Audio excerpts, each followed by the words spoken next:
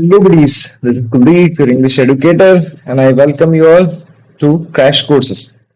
So, today, आज हम लोग क्या करने वाले हैं? हमारा जो नया चैनल है क्रैश कोर्स, इसको स्टार्ट करने वाले हैं और इसका जो मोटिव है वो इतना सा है कि मैं आपको हर कंपेटिटिव एग्जाम का जो जहां पर भी इंग्लिश आता है, जनरल नॉलेज आता है और कुछ फिलोसफिकल चीजें मैं आपको बताने वाला हूँ।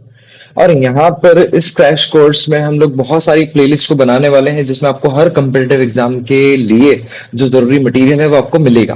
अब कौन कौन सा मटेरियल जो है आपको मिलने वाला है, देखो आपको जरूरत होती है एक थियोरी की। जैसे मान लो नाउन है तो नाउन की थियोरी की आपको जरूरत पड़ेगी, तो मैं नाउन की थियोरी आपको एक अलग प्लेलिस्ट में पढ़ाऊंगा।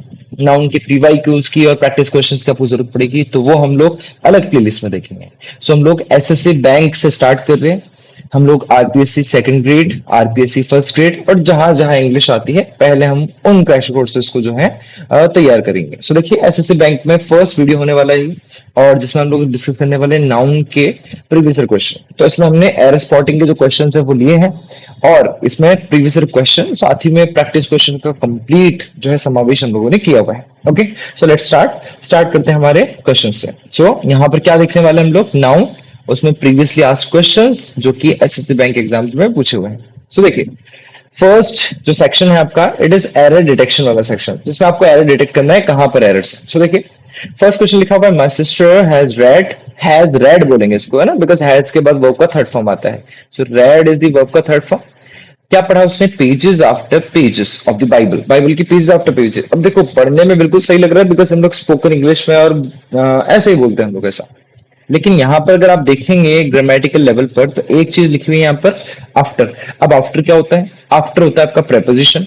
अब जब भी प्रेपोजिशन होता है उसके आगे नाउन आता है, उसके पीछे एक नाउन आता है, और अगर दोनों नाउन सेम है, दोनों नाउन अगर क्या है, सेम है, तो फिर क्या करते हैं, तो दोनों नाउन्स को सिंगुलर फॉर्मेट में लिखते हैं। तो it should be page after page, एक पेज के बाद दूसरा पेज पढ़ा। सो एरर किसमें है, पार्ट थर्ड में है। Okay, hope you are getting it. So ये 2004 में पूछा हुआ क्वेश्चन है। नेक्स्ट देखिए, the prime minister was asked to write a forward to the book. अब देखो ये एक वर्ड दिखाई दे रहा है आपको, फॉरवर्ड।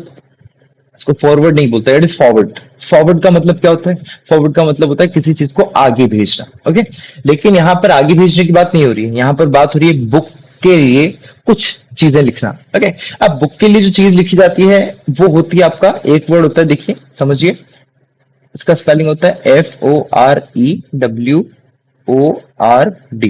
ओके, ये पेन टैब से लिखना थोड़ा मुश्किल हो रहा है फर्स्ट जो है यूजेज है, इसलिए तो धीरे धीरे I will get used to it. So देखिए फॉरवर्ड, ये FORE जो दिखाई दे रहा है आपको, इसका मतलब क्या होता है, इसका मतलब होता है आगे, और वर्ड का मतलब होता है शब्द। तो वो शब्द जो बुक के पहले लिखा जाए, मतलब प्रस्तावना, इसको आप कह सकते हैं, इट इज कॉल्ड प्रस्तावना। सो इट इज प्रस्तावना। ओके, सो प्रस्तावना की बात हो रही है। अब अगर प्रस्तावना की बात हो रही है तो यहाँ पर आगे भेजने का सेंस नहीं होगा, यहाँ पर होगा प्रस्तावना का सेंस, यानी फॉरवर्ड लिखना होना चाहिए था वहां पे। सो ऑप्शन नंबर 2 में एरर है। ओके, सो ऑप्शन नंबर 2 में एरर है।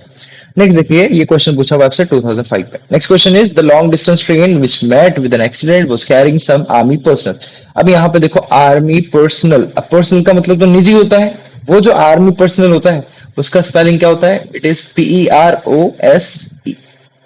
PEROSNEL, personal. पर्सनल मतलब होता है एम्प्लॉइज, तो आर्मी के एम्प्लॉइज की बात है, न कि निजी चीजों की बात है।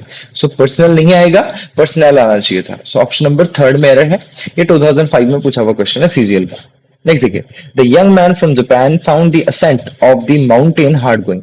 ये जो वर्ड लिखा हुआ है असेंट, इसका मतलब क्या होता है, इसका मतलब होता है सहमति। कौन सी मति, यहाँ पर होता है सहमति, नॉट श्रीमती, इट इज सहमति। ओके, सहमति देना। लेकिन पहाड़ों को सहमति देने कौन जाएगा, बताइए, नहीं ना। तो यहाँ पर जो बात कहना चाहता था वो कहना चाहता था चढ़ाई के बारे में। किसके बारे में कहना चाहता था, चढ़ाई के बारे में, जिसको बोलते हैं हम लोग ascent, ASCENT। Okay, so it is called ascent. So ascent होता है वो। यहाँ पर एरर है पार्ट नंबर 2 में। नेक्स्ट देखिए, ये पूछा हुआ है 2005 में। Next is, the items I liked most were the rosewood carvings and the teak wood furnitures of Dutch design। तो डच डिजाइन के फर्नीचर है, टेक वुड के फर्नीचर, वो सब ठीक है। लेकिन जो एरर है, जो हमारे पास मेजर एरर है इसमें, कहाँ गायब हो गया ये। ओके, सो हमारे पास जो एरर है वो है आपका फर्नीचर में। क्या एरर भैया, फर्नीचर अनकाउंटेबल होता है, मतलब यहाँ पर एस या एस की कोई जगह नहीं है, तो आपको फर्नीचर लिखना पड़ेगा, सिंगुलर में लिखना पड़ेगा। सो ऑप्शन नंबर 3 में एरर है। Okay, so these are the 5 questions. Next question देखो आप, question number 6. When the football team walked onto the field, the crowd burst into applause, but some cheers were heard too. अब एक चीज देखो यहाँ पर, applause जो word है, applause का मतलब क्या होता है? तो आपको पता चलेगा applause का मतलब तारीफ होता है, तालियां बजाना होता है. बट का मतलब क्या होता है? बट एक कंजक्शन है जो लेकिन का सेंस देता है. और आपको पता चलेगा कि जब भी हम लोग बट यूज करते हैं तो बट के पहले एक तरफ पॉजिटिव होता है, दूसरी तरफ नेगेटिव होता है, या फिर एक तरफ नेगेटिव होता है तो दूसरी तरफ पॉजिटिव होता है, क्योंकि कंट्रास्टिंग कंजक्शन होता है. कंट्रास्टिंग कंजक्शन मतलब जो डिफरेंस दिखाता है, ऐसा कंजक्शन. अब यहाँ पर बट के पहले अगर पॉजिटिव है अप्लॉज, तो बट के बाद क्या होना चाहिए? तो ऑब्वियसली नेगेटिव होना चाहिए. तो चीयर्स नेगेटिव है क्या? नहीं है. चीयर्स का मतलब भी तारीफ करना होता है, जॉय से चिल्लाना होता है, आनंद से चिल्लाना होता है. तो ये नहीं होगा आंसर.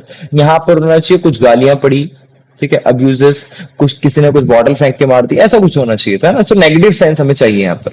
सो ऑप्शन नंबर थर्ड में एरर हो जाएगा. जो 2006 में पूछा हुआ क्वेश्चन है. नेक्स्ट देखिए. The lawyer asked the complainant to put his sign on the paper. So lawyer ने कहा complainant से कि अपने साइन जो है इस पर कर दो. साइन क्या होता है? ये जो साइन वर्ड है, इसका मतलब क्या होता है? इसका मतलब होता है संकेत. क्या होता है इसका मतलब? इसका मतलब होता है संकेत. यहाँ पर लॉयर जो कहना चाहता है वो कहना चाहता है सिग्नेचर के बारे में. साइन नहीं लिखेंगे हम लोग, वैसे बोलते हैं साइन, बट ग्रामेटिकली इनकरेक्ट होता है, तो आपको लिखना पड़ेगा सिग्नेचर. ओके, क्या लिखना पड़ेगा? सिग्नेचर लिखना पड़ेगा. तो यहां पर आपका सिग्नेचर आएगा, जो कि एक नाउन होता है. साइन जो है अगर नाउन है तो संकेत का सेंस देगा, लेकिन अगर वर्ब है तो साइन करने का सेंस देगा. तो हमें वर्ब की जरूरत नहीं है यहाँ पर जरूरत है नाउन की. कैसे पता चला वर्ब आएगी या नाउन आएगी? तो देखो, हिज लिखा हुआ है पॉजेसिव डेटर्मिनर. क्या लिखा हुआ है? पॉजेसिव डेटर्मिनर. और डेटर्मिनर्स के बाद हमेशा क्या आता है? हमेशा आता है नाउन. तो हमें यहाँ पर नाउन की जरूरत है, न कि वर्ब की. इसलिए हमें सिग्नेचर लिखना पड़ेगा. ओके, सो 2007 में पूछा हुआ क्वेश्चन है सीजीएल का. नेक्स्ट देखिए, the beautiful surrounding of the place. अब एक चीज देखो, surrounding surrounding surrounding surrounding. Okay, it's not surrounding, because आप पर्यावरण की बात करना चाह रहे हैं, चारों तरफ जो भी चीजें हैं जिनसे हम घिरे हुए हैं. तो सराउंडिंग नहीं होता है, ये सराउंडिंग्स होता है. So it should be surroundings. Option number 2 में एरर है. 2008 का क्वेश्चन है. नेक्स्ट देखो, no porter being available he carried all his luggages himself. कोई भी पोर्टर नहीं मिला. पोर्टर का मतलब क्या होता है? Coolie kind of. So coolie नहीं मिला तो उसने क्या किया? अपने लगेज को खुद ही उठाया. अब लगेज जो है वो भी फर्नीचर की तरह अनकाउंटेबल नाउन है. इट मींस कि यहाँ पर एस या एस नहीं ऐड करना है, यहाँ पर सिर्फ आएगा luggage. Okay, so luggage himself. So option number third में एरर है. सो 2008 में पूछा हुआ क्वेश्चन है. The tables legs have been elaborately carved. Okay, बाकी सब ठीक है, लेकिन टेबल्स लेग नहीं होगा, बिकॉज अपोस्ट्रोफी एस, ये जो लिखते हैं ना हम लोग कॉमा फिर उसके बाद एस, इसको बोलते हैं अपोस्ट्रोफी एस. सो अपोस्ट्रोफी एस लगाकर हम पोजीशन तब बनाते हैं जब यहाँ पर लिविंग चीज हो, लेकिन जो टेबल है वो तो नॉन लिविंग है. अगर नॉन लिविंग है तो आपको लिखना पड़ेगा the legs of the table. क्या लिखना पड़ेगा बाबू आपको? अरे अरे अरे यार, क्या हो गया? Give me second, buddies. Okay, so कहाँ थे हम लोग? Okay, here. सो क्या था वो?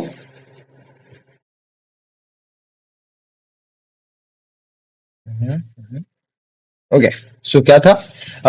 The legs of the table. The legs of the table होना चाहिए. ओके, सो इस तरीके से आपको लिखना पड़ेगा. सो एरर किसमें है? एरर है आपका ऑप्शन नंबर 1 में. Okay, so option number is the error number part. Okay ना. सो इस वीडियो में, इस लेक्चर में हम लोग सिर्फ 10 ही क्वेश्चन देखेंगे, उसके बाद के क्वेश्चन हम लोग आगे देखेंगे. ओके, सो 10-10 क्वेश्चन का हम लोग सेट बनाएंगे. हो सकता है हम लोग 20 भी क्वेश्चन जो है सॉल्व कर लें, बट आज का है ये पेन टाइप का मेरा फर्स्ट डे है, सो थोड़ा मुश्किल हो रहा है. सो मैं इसको थोड़ा एक बार ओरिएंटेशन लूंगा, फिर उसके बाद हम लोग स्टार्ट करेंगे. सो कुछ इश्यूज आएंगे कुछ दिनों तक, बट हम लोग जो है ट्राई करेंगे अपना फुलेस्ट देने का. Okay, so on this note I will keep this video here. Just keep preparing, keep struggling. Okay, take care, keep studying. Bye, keep smiling, and take care. Have a nice day.